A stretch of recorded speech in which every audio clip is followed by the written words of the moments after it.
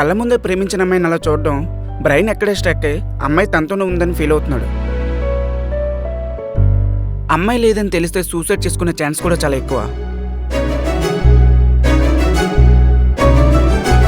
So అమ్మాయిని వాడి లైఫ్లో దేవుడు లేకుండా చేశాడు.